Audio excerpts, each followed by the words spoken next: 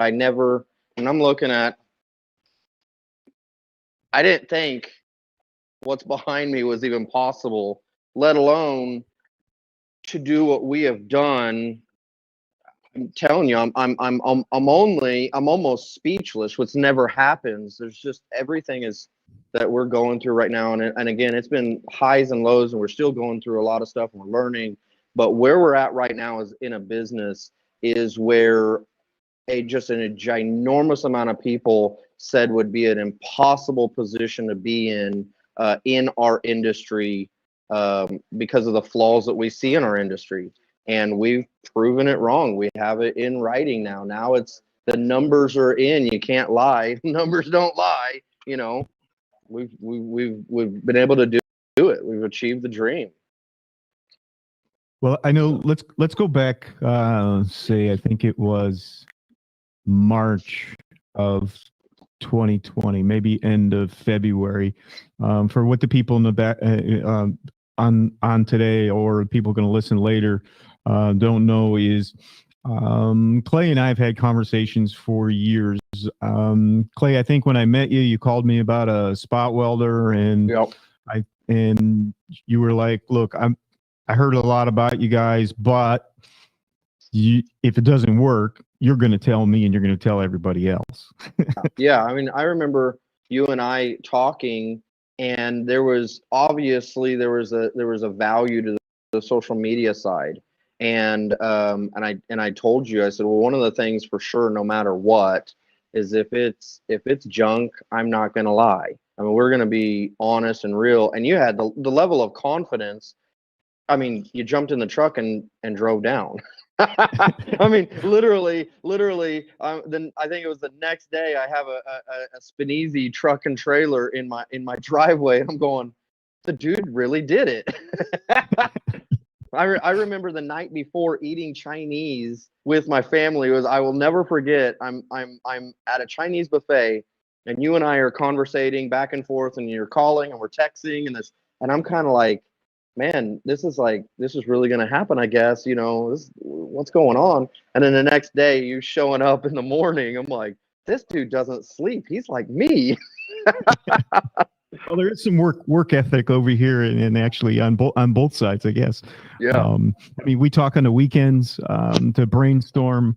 I know you have a small circle of people that you trust and Yep. and that you work with, and I'm proud to be part of that circle. Oh yeah. But I do remember when I first showed up, we didn't even know if we were going to have power to be able to run the welder. Absolutely. Yeah. I and- mean, our electric, dude, we're talking about a building that had insulation falling off on the inside, and I had a wall that was built because the landlord had decided to divide the buildings up to somebody else. I mean, it was an absolute mess. They had you had to know what lights you can turn on when the buffer was being used because you're popping breakers. And I remember thinking when you came down, I remember you're like, where do I plug it in? I'm like, I don't know. I'm like, what do we have to do? And yeah, I mean, I think, what did we do? We got an electrician to come down and actually. Yeah, and I helped them wire it. Yeah. Like literally had to set it up that day. I mean, it was so fly by the seat of our pants, but we got it working. And the thing this is what I love the most though. That was just one small little thing that started an ongoing relationship of consistent phone calls back and forth. I didn't buy a tool that day. I bought a partnership. And from then on, every single move, if you remember, Tim, was, should I move into the building? There was an opening where that wall was put up.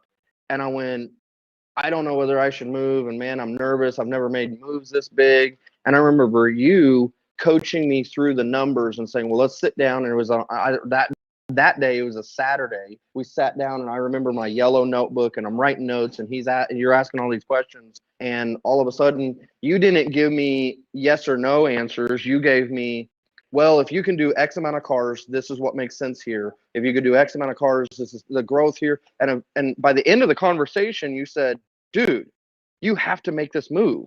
And we weren't even talking about tools. We're talking about real estate, So, that was that was almost like the tools are almost like a oh yeah, by the way, you need these to work on cars too, by the way. Well, I think in we've grown with a lot of the other things that we do within our business, that our relationship with our people in the Spinisi family is much more than the tools that we sell. The processes, the procedures, helping with you. I remember your wife even calling one day. Not that I'm a tax accountant, but asking some advice of some things that you were being told by your accountant. So, Yep. I mean, those are the kinds of things we do. We switched accountants because of that conversation. I think I even helped you with a payroll company or something at one point too. Yeah. No, literally, our benefits are based out of a company in Illinois because you had a connection somewhere. So we'll call this guy. I think he can help you out, and he's been incredible. We've had him, I don't know, for the last 3 years now. Yeah, it's probably been about 3 years. So if we look at when I came down there the first time, you were painting in one building and you were just starting to do the repair work in the other building. So let's fast forward, say 20, what was it, about 18 months when you made the next phone call to me just before COVID. Yeah, so I've got we're out of one building, a cross draft paint booth that I bought for $500. I think it has a 100 amp service over there, so we had to be very selective with what lights were on while the booth was on and the compressor. And then we moved into this building, and we end up taking over. And by the way, we actually just purchased since the COVID deal, we actually just purchased the entire property we're on, including the adjacent property that we have some tenants on now that's bringing in income as well. Awesome. But since that move, we had a 2,700 square foot shop that we started in. We also took over this 10,000 square foot building that we're in right now. And then we were able to consolidate everything into the 10,000. I remember you and I having that conversation where I'm going, how can we make 2,700 square foot disappear and not affect our sales and productivity? And you and I had talked about efficiency and using changing a booth from a cross draft with no heating ability to the booth that we have now. And I will proudly say, in that 2,700 square foot shop, having both buildings, I think that we were struggling to hit $100,000 in sales a month. We last month hit $202,000 in sales. This month we're on track. We have the goal list already set up. In fact, everything that's in orange on this should be done by Thursday, which will put us at another $200,000 month. And we don't use that building next door for anything but storage. And I was, the efficiency of being able to use the booth, having 3 or 4 or 5 paint booth cycles go through in an 8-hour day versus shooting one booth cycle and having to put heat lamps in there and hope that you can squeeze another booth cycle in. It makes a huge difference. So you and I are talking, and it was prior to the actual lockdown, if you want to call it. And you called me up and you said, "Hey, we need to talk. I think I need to take this building and take the whole building. I got some things I got to do." And the next words out of my mouth were, "I'll see you tomorrow. I got to get there before they lock us all up." 100%. I'd studied 2008, the financial collapse that happened because of the real estate bubble. I studied that religiously. I mean, I'm a big Grant Cardone fan, and so when I started seeing the fluctuations in the market when Corona hit, and everyone was talking about lockdowns and all this crazy stuff, I immediately thought, oh my God, this is another 2008. And if you study anything in a big financial fluctuation, there's going to be a few people that win big, and there's going to be a lot of people that lose big. And I wanted to be a part of the few people that win. So I called you and I said, hey, this looks like 2008. Is this what I think it is? And you said, dude, absolutely. You started talking about what what you guys were doing and preparing and getting ready. You were talking about how a lot of the trade shows were shutting down and air flight was being finicky. And that's when you said, dude, I got to get in an airplane like quick before they shut these airplanes down. Sure enough, you flew in. You and I went over this entire, and I originally, I don't know if you remember this, Tim, when I called you, I originally was thinking about buying a booth and something else. And I already had a booth that I was going to install. And when you flew in, we created an entire layout for essentially a brand new shop using a lot of the things that we've learned over the last few years. But we set up a completely different shop over the time that there was a shutdown. We literally shut the doors, didn't bring public in, didn't bring any customers in, and remodeled, re-outfitted the entire shop. And I wouldn't say just remodeled. You ripped out every wire in the building, brought in all new power, Yep. Updated many things to the building code that you were struggling with previous with the owner of the building at the time. Now you're the owner of the building. Yep.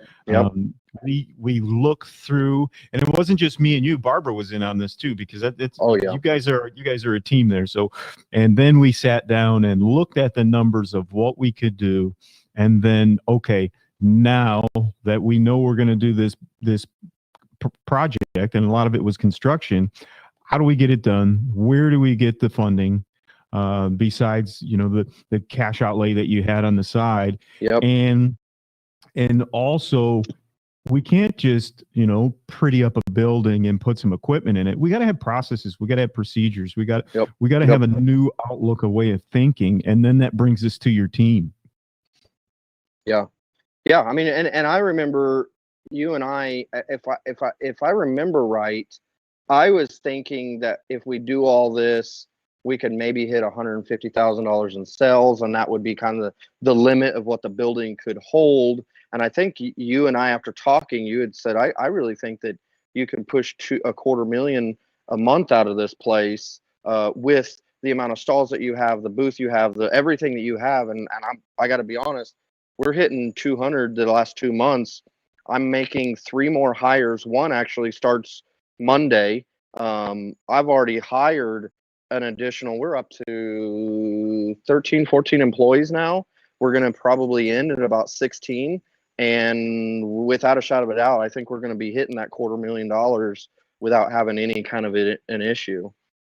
You're about, let's see, I'm trying to remember when you opened back up after the remodel. So you're about a year and 2 months. Yeah, we reopened up 40 days after shutting down. We had a hard set date that we said no matter what, and all the construction, we had electricians, we had of course Gary with Easy, had him coming in here putting booths together. We had plumbers, and we're putting new walls up and new lighting, and so everyone was kind of crawling all over each other. But Best Body Shop was actually one of the only people spending money at the moment. Everyone else froze everything. So all the electricians that were working on, new homes, well, the developers shut everything down, and we don't know what's going to happen. And I remember you and I talking about, like, there's going to be only a small percentage of people that push through this and actually invest while everyone's running and holding on to their cash. And I, ultimately, and I said, well, it's going to be okay. We're going to, and if it's not, holding on to your cash isn't going to be worth anything anyway, And so, yeah, we had 40 days afterwards. We actually opened back up, and started learning, after learning the new processes and the new equipment and everything, which I was thoroughly blown away at how quickly we were able to just adapt to all the changes that we've made in that 40 days. And you've done a lot from of changes from the time the vehicle comes in, even prior to the vehicle coming in. From what I can see, I mean, you revamped your parts department, Yeah. you revamped your how you purchase things. Hmm. It's not just that we cleaned up a shop and put some equipment in it. Yeah. You're actually getting to the point that you're above the numbers that you were looking for. You're close to the numbers that I was looking for, Yeah. and again, you kept your whole team with you. They were loyal. Your loyal Yeah. people No, that wanted nobody. to learn Yeah. and wanted to change. There was only one person that I made it. I made I let them make the decision on whether they wanted to work or not. I know a lot of people were laying people off, and I know there was some, there was a lot of things going on, and I just w- at at our shop, at Best Body Shop, it's a family, and I know a lot of people say that, but like, this is for real brothers and sisters, and so we have this crazy fanatical like transparency with each other. And so when everything went down, we all sat down together as a team, and I said, "Well, what do you guys want to do? Do you guys want to take time off? Are you nervous about this corona thing? Are you think that, and everyone except for one person, everyone said, "No, we want to work. We're in on this deal." And we even, I mean, everyone essentially turned in their their um, their job title, and everyone became construction workers. I mean, these guys had to learn how to. The funny thing, the thing that we're always joking about is this staircase right here was built by Mike and Zane, and we all kind of joke like, "Dude, I wouldn't walk up that staircase too fast," Um, that was the first staircase they've ever built, and we're like, "Well, if we could build a car, we could build a stairs." But part of the effectiveness and success that we've had here at the shop was there was a massive amount of fluctuation in the money that we had, because we had banks that were willing to loan money and then 2 days later pull that money out from underneath us and say, we're going to wait until the market stabilizes. And so we had this budget as we're paying electricians and plumbers and people, cement guys, we're having all these changes happen. And so to be able to maintain the ability to get this thing done, we had an entire team that just picked up wherever they needed to pick up. I mean, building stairs and hanging walls up and insulation and running airlines, and we just learned a lot of stuff. I know that, I remember Gary helping out with, we're moving cement around and bags of cement, and our plumber says, "Hey, if you dig the hole, get the cement ordered and mix it yourself, I'll come in and do this and this and this." So we just kind of got real scrappy for 40 days, and really fit a budget, a large budget into a small amount of money that we had, and made it happen. Well, and it was nice to be able to work with your team. As I said, everybody works together there really well, and you guys do find time to joke around a little bit and have a Yeah. little bit of fun at the same time. But to see how you've progressed, and the new processes that you've put in place all throughout your business. Not a lot of people during COVID were thinking about that. That only a few players that I know of were willing to take any risks at that time. Everybody was kind of hunkering down and doing nothing. I know our company here, we did the same thing. We made sure that even down to the employees didn't have to leave the building at lunchtime so they wouldn't be exposed to anyone else. We Yeah. had lunch catered every day for, Wow. I think, more than 4 months. Yeah. No, I mean, I remember, while we were doing the remodel, of course, we're on Facebook and Instagram and Twitter, and we're making, updates and photos and videos. And I remember getting the phone calls from your competitors, or from body shops trying to use your competitors, asking, "Wait a minute, you're having a booth installed?" I'm like, "Yeah." well, so and so said they can't do anything for 6 months, and so said they're shutting down, and they got. I remember I'm like, well, you want a phone number? Because these guys are ready to go now, And yeah, it was wild the amount of people that we talked to that wanted to do remodeling, wanted to keep pushing, had the ability to, and the ability to do it safely, and yet the resources just weren't there, or the people or the partners weren't there to be able to make that happen. Well, it's a lot of moving parts, and you know that because you were your own general contractor, which is difficult. You took the broad choice also just to totally turn off the faucet, so Yeah. there's no income coming in. It's Nope. all going out. Yeah. But with Barb behind you, signing the checks and making sure everything's there. Yeah. Yeah. Yeah. And working through the processes. I know PPP helped a little bit, and Yep. a couple of those other things.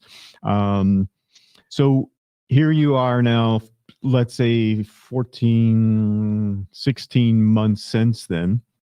Your numbers are where you want to be. Yeah. Oh yeah. What else do you think you can do? So right now, after the next couple steps that we have is after the three people that I have to hire are hired. We have Barb is actually moved. Barb was in finances, and so we hired Alexa, and Alexa now has taken over finances, which is a huge, huge role. She's fine tuning that position, and she's going to be hopefully finding a replacement for herself within the next 2 to 4 months. And then she's going to move into becoming a general manager, which would take my position. Mike stepped up as a production manager, and so I've been coaching and teaching him how to run the show and make the hit list and make sure the production's hit. Barb stepped into parts as we are. She's fine tuning that position to replace. We actually have three candidates right now that we're looking at that I think we're going to pull the trigger on by the end of this week to be able to replace the parts department. Long story short, within the next 6 months to a year, we're hoping that Barb and I will no longer be needed in the shop as a position, and that the place will be able to function, but not just function, but function successfully, hit our KPIs and our numbers that we need, our goals, our profit that we need to be able to make that move. And then the next step is to set up a bonus structure that takes the payroll that we're doing right now. We're primarily hourly and bonus based on when I bonus. I bonus a lot off of just looking at numbers and looking at efforts and bonusing. I'm looking forward to creating a structure that is a hybrid model between profit sharing and hourly. That way, the guys, no matter what, they're making money, whether they're working or not. They're on the clock, and there's no pressure to cut corners. But also, there's an encouragement to keep the shop profitable and successful. And then I'm going to open a post repair inspection. This is actually first time I've mentioned this publicly. Nobody knows about this yet. This is the first time I'm saying this to anybody. But I'm opening up a post repair inspection center right here in Wichita, Kansas, and I'm hoping to. This is where the FCC part that I said in the beginning of the conversation. I'm hoping to hold my city accountable because I'm pathetically sick of seeing customers being taken advantage of. What a lot of people don't know is that I've been doing quite a few post repair inspections, not from advertising, not from marketing it, not it's just word of mouth. And what we have been known for in Wichita, in our community, is a pro consumer shop that'll stick their neck out for you. And so there's this word of mouth buzz that if you get into a position that a body shop or an insurance company put you in that's not healthy for you, we'll jump in and help do what's right. And so I'm looking forward to setting that up. And then shortly after that, I'm wanting to open up multiple locations. I'm wanting location one, which is the one we're standing in right now.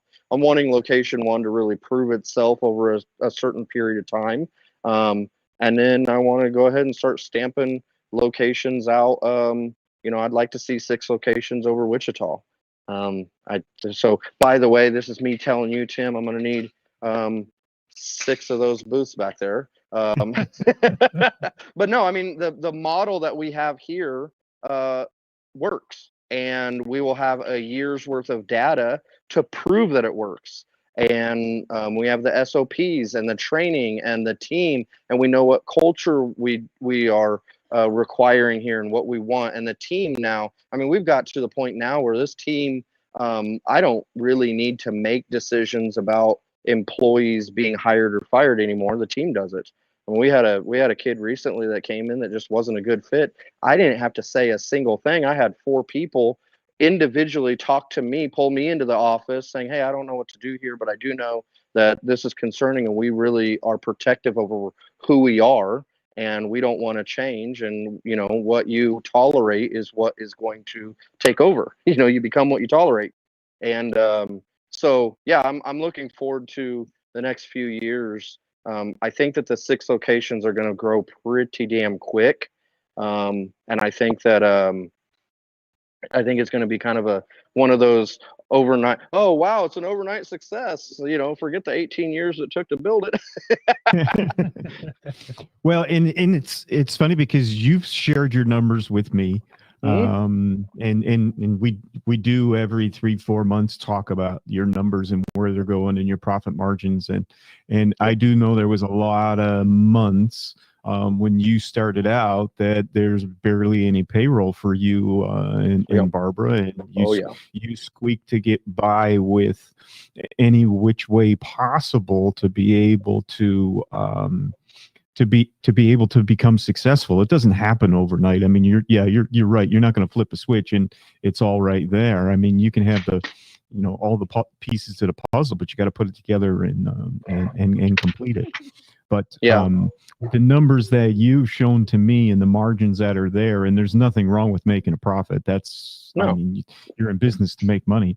Your numbers are attractive to enough that you should be able to reinvest some of that into location 2, location 3, 4, 5, and 6, and move. Yeah, I mean, it's a completely different. So what we are doing is a completely different business model than anything I've seen in the collision repair business. Period. I've studied a lot of body shops. I've talked to a lot of people, and I've learned from a bunch of different models that are out there. I think ultimately, I think that this business, the reason why the collision repair business has been such a terrible for business for so many people is because they don't run it like a business. Some of the stuff that I have to give honor where honor is due. A lot of the stuff from Barrett Smith over at Auto Damage Experts, taught me about stop playing the game just because everyone else is playing the game. And like you said, Tim, I have a very tight circle of people between you and Barrett and a few other people that I call upon, but it ultimately run your business ethically and morally. I'll tell you, if you want to know the secret sauce to how to succeed into the collision repair business, go back to 1950, 1940, and look how businesses are run back then. In our industry, it is absolutely ridiculous that you can have a terrible rating on Google and Facebook. You can be known around town by your customers that you are a horrible shop, and yet you're building multiple locations because you are in partnership with the right people. And I think that's disgusting. And I think that consumers are wise enough, and now we have the technology to be able to communicate and get and expose these kind of behaviors. And I think that the time is up for that kind of behavior. I don't think it's going to last in the future. I think that in the future, you're going to see body shops actually have to repair cars correctly. They're going to actually have to know what customer service is. They're going to actually have to know how to get business for themselves instead of signing a document with one particular person, and that person brings you your entire month's worth of work. And I think that's what the future of the industry looks like. I see a lot of customers that have been to other body shops, and when they come in here, they go, "Whoa, it's so crazy." So I'm like, "It's not crazy. This was normal, 40, 50 years ago. It's normal to wash a car for a customer and take care of that, do that extra step and pull the car up when they come in to pick their car up, roll out that red carpet and make them feel like royalty, because guess what? Without them, you don't exist, and I think that's lost. I think that we have completely forgot who we work for and why we do what we do, because there's not a single person that I know that got into this industry uh, to repair cars incorrectly, to please the wrong people, to keep the doors open one more day so you can be stressed out and hate your life. And that's the story of the majority of the collision repair business owners right now. Well, and if you look too in your, I don't maybe call it your previous business model before, you're doing more than twice as much as you were doing a month. Yeah. You Easily. you seem to me when we talk, your stress level is a lot less. Oh yeah. Well, I'm educated. You're producing a lot more. Your stress is a lot less, and you're succeeding, and that's great to see. Yeah, I mean, we just had one. I was busy in the middle of a meeting earlier, and Josh, my CSR guy, um, took a phone call with an insurance company, and at the end of it, he's frustrated and flustered and angry, and he's like, "Dude, I've got to get whatever's in your head that allows you to talk to these guys." And I'm like, I have fun with it now because I'm educated into what's right and wrong, and I can't be manipulated like they want me to, you know. And so yeah, I mean it comes with education. It comes with, that's ultimately, if the consumers just knew what their rights were, knew what they had as a contract with an insurance company, um, and just were educated, you wouldn't see as much frustration and bad news from our industry. And I'll tell you, I know that from experience.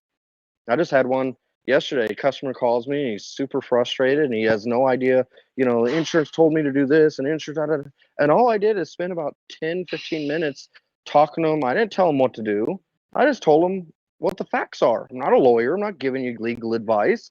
Just here's the facts. And I told him the facts. And by the end of that conversation, he goes, "Oh, well, this is a lot more simple than I thought." And guess what? This morning he comes in with a settlement made by the insurance company, which they told him they wouldn't do. And all the stuff that they told him that they were going to do to him didn't happen. And he got what he deserved. And now he's going to go and shop for a new truck this morning. Um, and we're going to do an inspection on it to make sure he's buying the right truck. And all of a sudden he's like, "Dude, that 10 to 15 minutes changed the entire process, the entire circumstance." Well, and that's part of your customer service is I like looking at your Facebook because every customer going out the door has a smile on their face. Yeah. And that doesn't happen in a lot of facilities. Yeah. Well, and I will tell you, Tim, not every customer is left with a smile on their face. To do what we're doing, you have to be willing to go into the danger zone. And we've lost customers to other body shops that are willing to cut corners. We've lost customers to customers, or we've lost customers to our competition because the insurance company tells them something and they believe it. It's not easy, but the reputation precedes itself. You get to a certain point where you can't fake. You can't fake 375-star reviews. You can't fake a community of people that is saying, "Oh no, they helped us out," or they're, at the end, from what other body shops and insurance companies say about us. And again, if the body shops would just listen to what we're doing and maybe adapt to some things, they could actually enjoy their life a lot better. But ultimately, I'm not here to change any body shop. I'm here to service my clients, do the right thing. I want to be able to have pride in my business. I will tell you, I'm excited that my technicians are not only coming in every single day with their head held high and being able to do the right repairs, the right tools, the right equipment, the right training, not asked to cut corners, and actually seen as the expert that they are and paid accurately for that expertise, which we don't see very often. In fact, quite a few of our technicians come from other shops, so they just got tired of being treated like, we just want you to just shut up and go over there and do what we tell you, whether you agree with it or not. It's like, well, what's the point of the training? How many used quarter panels can I install before I finally say, this is disgusting, I can't do this anymore, and all my training tells me not to do this, and yet you keep telling me to do this as a boss. I'm out of here. And then you come over to a shop that hasn't used a used quarter, let alone ordered an aftermarket or junkyard part in years, and go, wait, every shop told me that it was impossible. And then you want to go even further. These technicians say, man, all the body shops told me that you guys don't make any money and you pay your technicians $10 an hour, and everyone that every customer that comes in leaves mad, and that's not what's going on here. And I'm like, yeah, it's kind of hard to build this thing without an insurance partnership and do it while pissing off customers at the same time. Well, usually when they're talking about you, there might be some jealousy in the background or something that Yeah. something else motivates them. Yeah. So ultimately, there's this industry is awesome, and I'm looking forward to. I think there's going to be quite a few. I've already got a few phone calls from some shops here in Wichita that are coming in and going, well, whatever you're doing, we want to do, because we're tired of this, and I'm looking forward to. And I think you're going to see that a lot more out of the small, independent mom and pop shops first. They're going to be the ones that want to change first. And I'm looking forward to seeing people walk into a shop every day and go, "This isn't a nightmare. This is a dream." I mean, not Tim. Right. Tim? You travel all over the country. You talk to body shops all the time. I mean, this industry is almost laughed about as a nightmare, right? Well, Sometimes. the body shop. I remember I managed a body shop for a Ford dealer back in the early '80s, and you couldn't get any tools back there. It was like, oh, that's the money pit back there. Yeah. Yeah. And people, when they get in an accident, they need a little bit of comfort, which you end up giving them too, which they don't. When they come to you, they're not just a number or a claim. Yeah. And you want to make sure the experience is right, and that's one of the things. One of the things that we've been seeing lately is you see Tesla's now going to insure their own vehicles. You see OnStar through GM. I saw OnStar. Yeah. Yeah, it's going to insure their own vehicles. Do you agree with me that you think that they're doing that to try and get away from the insurance model to make sure their vehicle is repaired correctly? No. Ultimately, and I could be wrong, and I'm just speculating at this point. Ultimately, the thing that I've noticed is there's one thing that everyone is focused on. That's money. That's it. I mean, there is just an insane amount of money in insurance. There is a ridiculous amount of money in insurance.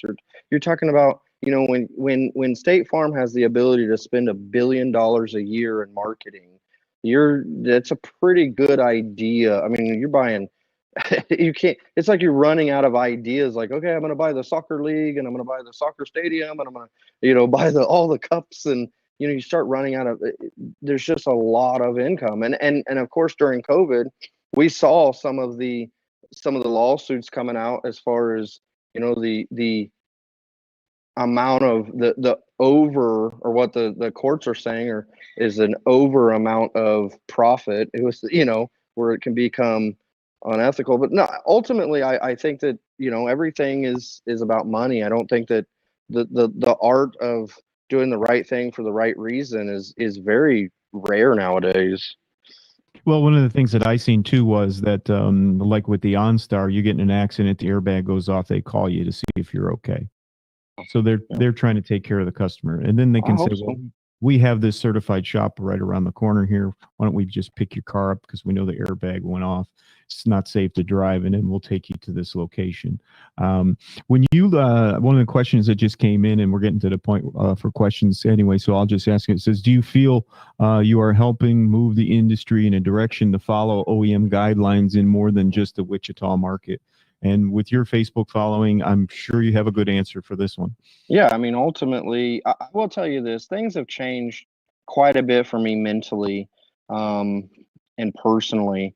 I was really focused on helping people and making videos for the industry and for the body shops. And I still have a massive passion. I love this industry. I look forward to the day that I want to be an influence to the point where people can call and say, "Hey, because of you, we were able to make some adjustments and changes, and now we're living a dream that's we didn't think was possible." I want people to experience what I'm experiencing now and what I'm going to be experiencing in the future. Um, but I also have turned that down a little bit and focused more on my shop. I've focused more on the people that are in my business. I've focused more on my customers, and maybe there will be a day that I focus more outwardly and into the industry. But I do believe that part of the transparency that we have, I've said this for a long time, and I started saying this about 7 years ago. I said when I started making my videos on Facebook, I said, right or wrong, you're going to follow me through the whole process and you're going to be able to learn from it. You're going to learn from my mistakes because you're going to see me doing them right in front of you. And you're going to learn from my successes because you're seeing me doing it right in front of you. And I will tell you this, that I'm very proud of the fact that you can go back, because I'm probably one of the only body shop owners that you can go back on videos and see mistakes being made right in front of a camera. But ultimately I love the fact that I get these phone calls from people across the country and sometimes outside of the country that say, "Man, I've been watching all your videos for the last 7 years or last 4 years or last 2 years, and you've grown so much and you've learned so much, and I can't, man, do you remember this car? And now, man, you used to have to do this and now you have this tool or you have that. I remember watching you paint in that booth. Wow, you had to learn this." And so again, it's almost like a journey that people are with. So I think if the question is if I'm influencing them to do the right thing, absolutely. I will tell you this, that if somebody decided to come down to the shop and follow us step by step and do that in their shop, what they're going to find is a group of people that repair cars to the manufacturer's guidelines to the T, and have customer service and care about what they do and who they do it for. And we've actually had quite a few people fly in. We've had several shops that flew in their employees and owners, and just shadowed and hung out and went, "Whoa, we didn't expect it." That you sit in a consultation between me and a client, or Josh and a client, or you sit in on a conversation between me and an insurance company. It's a lot different than what you think it is, and a lot of people walk away going, "Wow, this is way different than I expected." you know Well, oh, that's one of the things that I noticed, right away from the first time you and I met, is that you're a down to earth person, and that you keep yourself grounded enough where some others in the industry, don't follow the same philosophy. Um, you would rather do the right thing, and if you didn't do the right thing, you wouldn't be where you are today. Yeah, no, without a shadow of a doubt. And you're right. Um, yeah, this industry is a very interesting industry. I mean, we have a lot of people in it that, but like I said, the I don't know whether it's maturity or whether I just this stuff doesn't keep me up at night as much. Like for me, At one point, I wanted to change all the shops in Wichita. Okay, you guys, and now I'm like, change or get out of my way. I'll run you over. I want to. What I do want is the technicians inside your shop to be able to come to work and not feel terrible that they did the wrong thing and they know it. And Tim, Carl, this is the stuff that really makes me mad. I get messages from these technicians all the time. And they tell me about the rusted parts that they're forced to use on a car because the customer's not going to know any different. They show me the pictures and videos of these cars being repaired with the wrong tools, the wrong equipment. Talking about new cars that have an entire fender mud head to toe. Like, dude, how much is a fender nowadays? $200. Like, we're really mudding fenders head to toe now. I mean, it's just sad. And so yeah, I ultimately I don't see the technicians as being a big part of the problem. I don't even see the insurance companies being a big part of the problem. I see usually it's ownership and managers of body shops that have gotten comfortable with the agreements that they've made, and for some weird reason they've been able to sleep at night. I don't know why, but I'm hoping that that maybe I could be a part of the nightmare. Well, another question that just came in is how big of a challenge has it been to find the right people to build your team? Okay, so this one is going to be a surprise for a lot of people. Okay. Um, Everyone right now is talking about how hard it is to find employees. Now, the collision repair business is multiplied. Whatever is going on in the world with employees, it's worse than the collision industry. Would you guys agree? That's No, 100%. absolutely. I mean, if you can't find someone to flip a burger at McDonald's, the odds of you finding someone to know how to paint a car is going to be insanely hard. I will tell you that the collision repair business has always been unbelievably hard to find people in. Now, here's the deal. It's primarily because of what we talked about. We in Wichita, Kansas, we have a company called Boeing or Spirit. We have an aircraft industry in our city, and they pay well and they work you into the ground, and it's they got good benefits. It's not the best place in the world to work. You're doing a lot of rivet, and I'm not downplaying that job, but a lot of people I see leave the collision industry to go to that simply because they are tired of the things that we just talked about.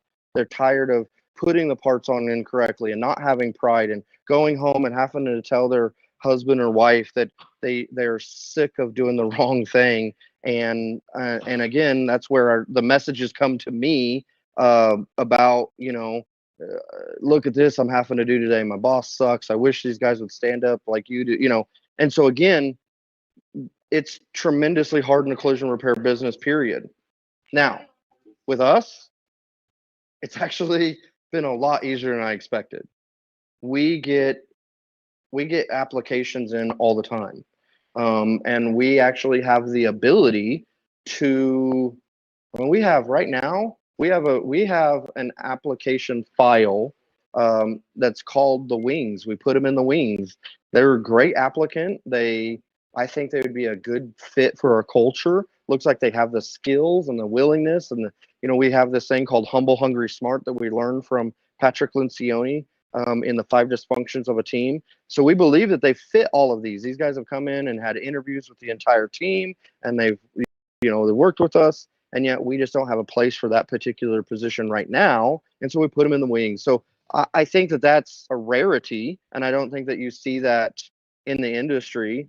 But again, I think that when you make the decision to do what not very many people are wanting to do or willing to do, you also reap the benefits that not very many people are able to reap, So, and I'm not saying that I will tell you that's probably within the last year. Before that, yeah, it's been tremendously hard to build a team together. But as you build the team together and as we get to know what we are, and the team knows who we are and what we do, that helps bring other people in. When you're making posts on Facebook and my technicians are making posts on Facebook, and there's just a sense of freedom. I'll dare you, go to my Facebook, go to any of my employees' Facebook pages before they worked at our place and look at the difference in what happened after they worked here. Now, here's the deal: their friends and families notice that, and that starts to talk in the industry. You know, you start to see people saying, "What's different? What's you want to say hi, Zane?" Hi, Zane. But anyway, you know, by the way, guys are all coming back from lunch. I absolutely know, Tim, you know this because you've seen the stuff that I've dealt with. I know that this video, if people watch the first couple minutes of it, they're gonna be like, "Well, there's nobody working. It's a show shop." Yeah, reality TV in its finest, right? Yeah. By the way, we put all this together just as a show. No, people are coming back from lunch now. So, Clay, you mentioned your Facebook and your social media following. Now, I went to Best Body Shop in Wichita's Facebook the other day, and I was floored by the amount of followers. Can you give us a sense of where you're at today? Because I went, you know, I think I'm doing pretty good over here, and you just blew me away. Yeah. You know, it's you got. I think that there's a lot of things that go into building a social media following. There are. I think that the thing is you got to pay attention. You got to pay attention to who created that platform that you're using, and you got to pay attention to why it's there, and you got to pay attention to who you're entertaining.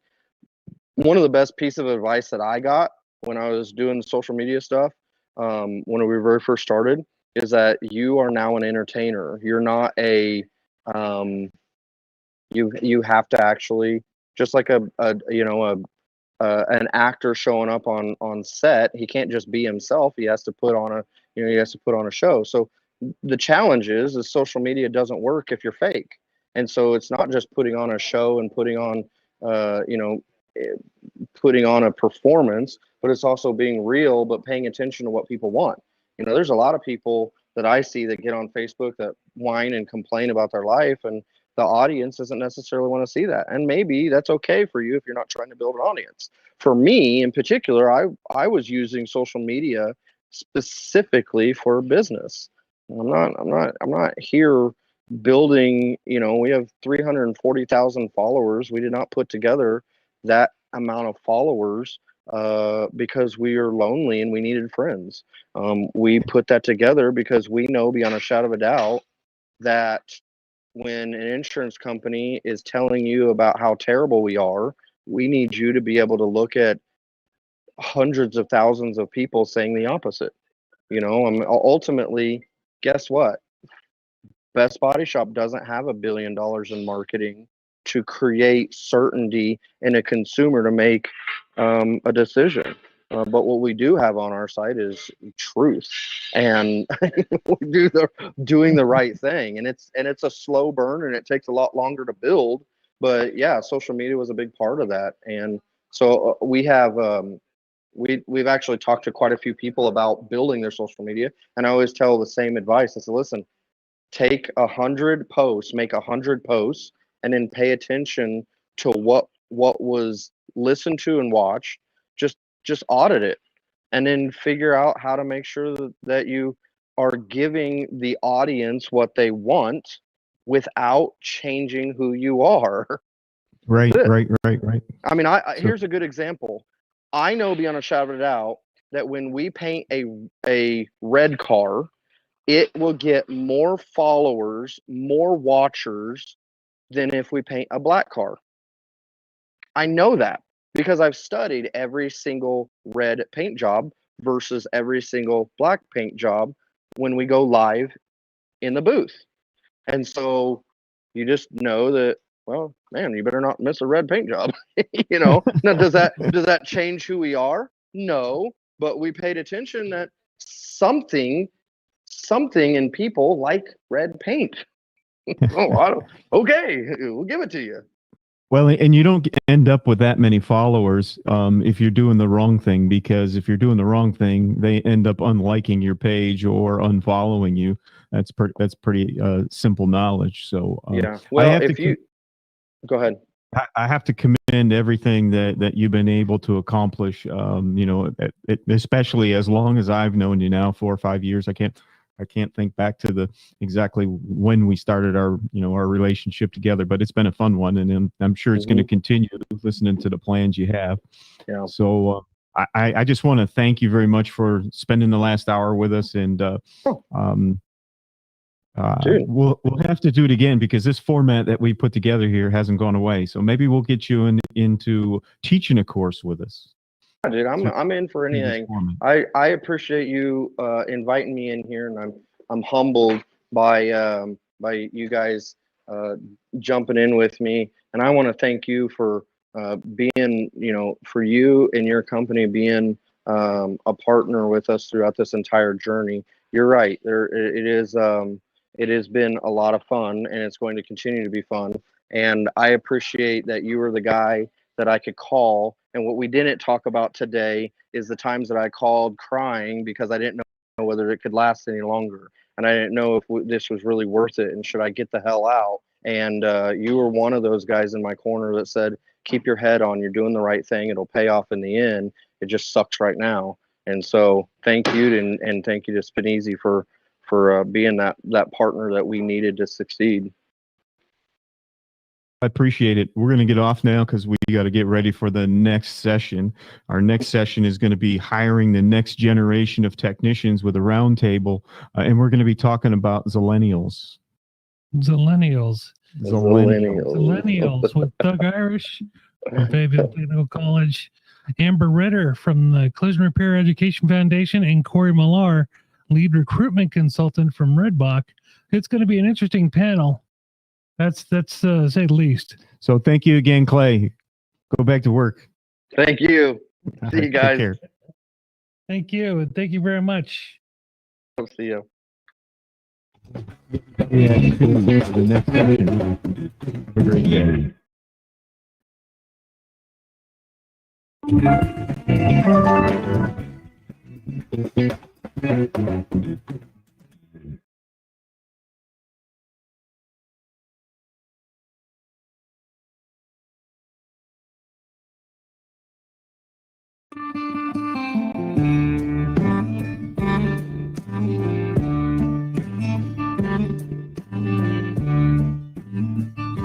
They say things are changing in the automotive industry. New technology, computers, self-driving vehicles. From where we stand, we see our future and our path. The Collision Repair Education Foundation supports educational programs, schools, and students, working to create qualified, entry-level employees ready for the career opportunities our industry provides.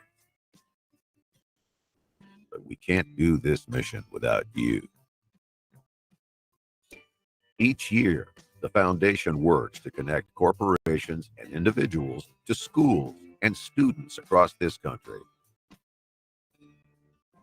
By being a part of our mission, you become an amplified force of leadership,